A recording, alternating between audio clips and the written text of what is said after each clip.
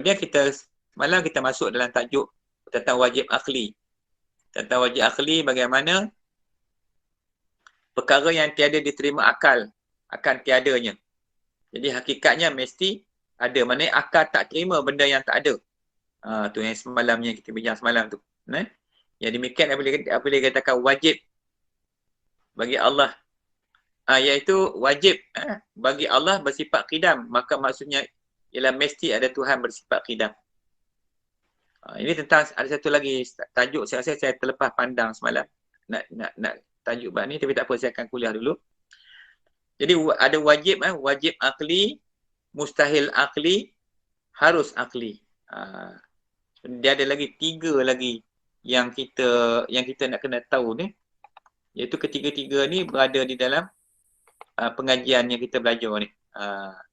Okey. So jadi ada 3 bahagian ni semalam yang tersebut tentang 3 benda tu, wajib, mustahil, harus. Baik. Yang dikatakan wajib akli itu wajib pada akal. Yakni wajib pada akal itu perkara yang tiada diterima akal akan tiadanya. Akal tak terima benda tu akan tiadanya. Macam mana contoh yang kita nak kata itu?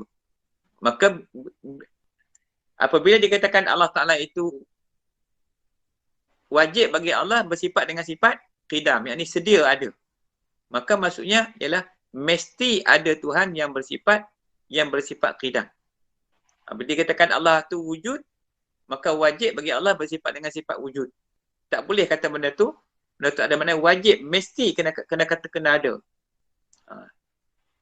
Tuhan tu wajib ada.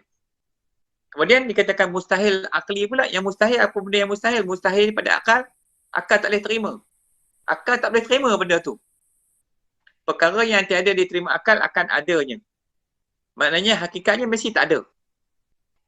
Contohnya bila apa dikatakan mustahil Tuhan baharu. Mustahil Tuhan baharu. Maka maksudnya tiada sekali-kali Tuhan itu baharu. Mustahil Tuhan tu baharu. Mana muhdas. Mustahil Tuhan tu baharu. Mana baharu tu muhdas.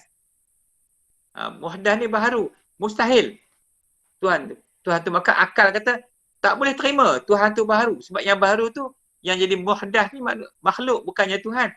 Tuhan tu dia qidam. Tuhan tu qidam. Tuhan tu sifat dia sedia. Tuhan tu qadim.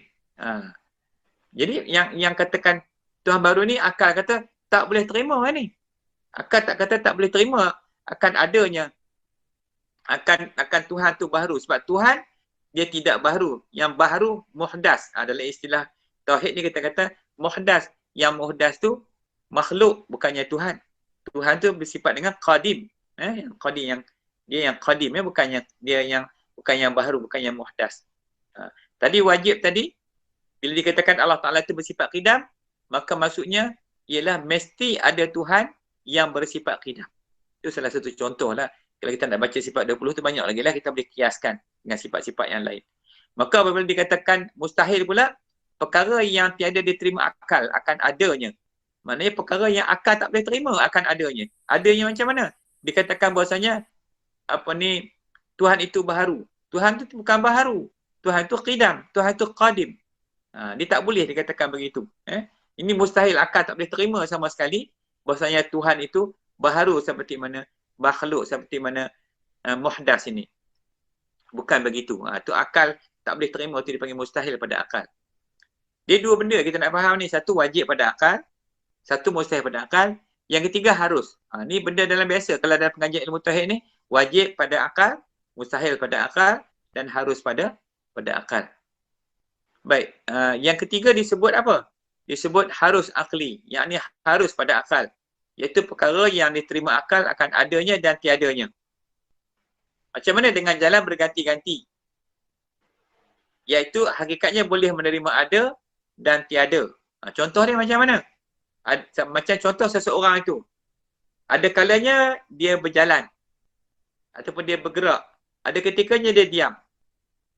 Jadi, dia tak boleh berlaku sekali. Dia tak boleh berlaku serentak antara bergerak dan diam. Dalam ketika dia bergerak, adalah mustahil dia duduk diam. Ketika dia duduk diam, dia diam tak berjalan ke mana, mustahil dia bergerak. Ini benda mustahil. Jadi pada akal benda yang harus ialah iaitu boleh ia bergerak. Katalah kita contoh. Manusia tu boleh bergerak dan ada kalanya dia duduk diam.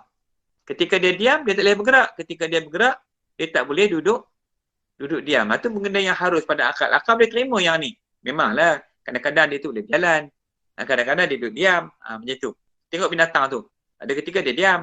Ada ketika dia berjalan. Tetapi ketika kita berjalan, mustahil kita duduk diam. Ketika kita bercakap, contohnya macam ni sekarang ni, saya bercakap. Ketika saya bercakap, saya duduk diam. Boleh tak? Mustahil tak boleh. Tetapi boleh diterima. Ketika saya bercakap, cakaplah. Diam tak adalah kat situ. Tapi kalau ketika saya diam, maka saya tak bercakap. Gitu maksud dia. Nak bagi faham macam mana dikatakan harus tu. Harus. Pada akal menerima keadaan macam ni. Akal terima betul lah tu. Memang masih dia berjalan, mana dia boleh duduk diam.